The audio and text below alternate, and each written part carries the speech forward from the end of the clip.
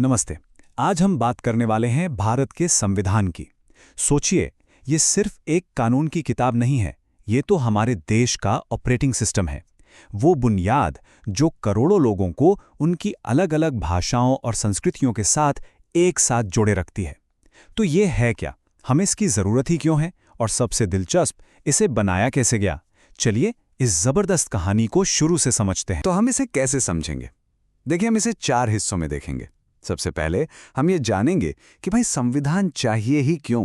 फिर हम इसके 4 सबसे बड़े कामों को समझेंगे।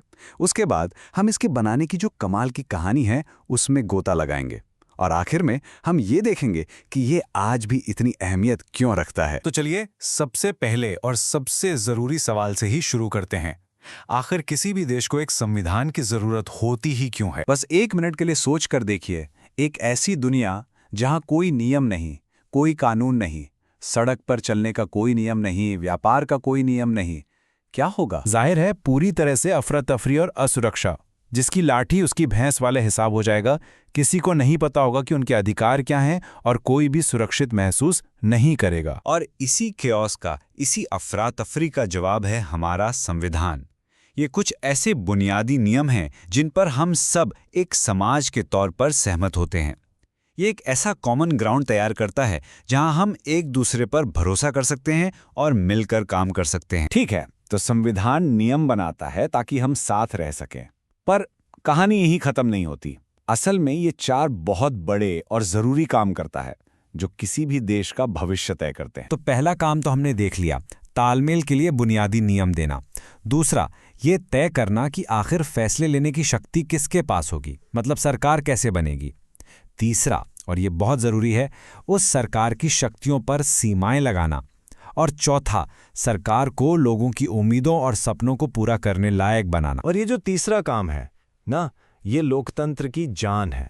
मतलब सरकार पर एक लगाम लगाना, ये तय करना कि सरकार कुछ भी मनमाना नहीं कर सकती। अब सवाल ये है कि ये लगाम लगती कैसे है? ये लगती है हमारे मौलिक अधिकारों से। फंडामेंटल राइट्स, ये वो अधिकार हैं जो हमसे सरकार भी आसानी से नहीं छीन सकती। जैसे बोलने की आज़ादी, बराबरी का हक। ये एक तरह की लक्ष्मण रेखा है जिसे कोई भी सरकार पार नहीं कर सकती। लेकिन संविधान सिर्फ एक रेफरी नहीं है जो सिर्फ नियम बताता है। ये एक कोच भी है जो हमें बेहतर बनने के लिए प्रेरित करता है। यह है इसका चौथा काम। ये सरकार को वो ताकत और वो दिशा देता है जिससे वो एक ऐसे समाज का निर्माण कर सके जहां सब बराबर हों और सबको आगे बढ़ने का मौका मिले। तो अब हम ये जान चुके हैं कि संविधान क्यों जरूरी है और ये क्या करता है। अब आता है सबसे दिलचस्प हिस्सा कि आखिर ये बना कैसे। इसकी कहानी तो किसी फिल्म से कम नहीं है। भारत का संविधान एक संविधान सभा ने बनाया था। और जरा उस वक्त के बारे में सोचिए, देश का बंटवारा हो रहा था, चारों तरफ दंगे और अनिश्चितता का माहौल था। ऐसे तूफानी समय में आने वाले भारत का एक मजबूत और टिकाऊ नक्शा तैयार करना कितना बड़ा चैलेंज रहा होगा। और ऐसा बिल्कुल मत सोचिएगा कि सबने बैठ के आराम से हाँ में हाँ मिला दी। अरे नहीं, जबरदस्त तूफानी बहसें हुई एक एक मुद्दे पर, जैसे कि केंद्र जरा ताकतवर होगा या राज्य, या नागरिकों के अधिकार क्या होंगे।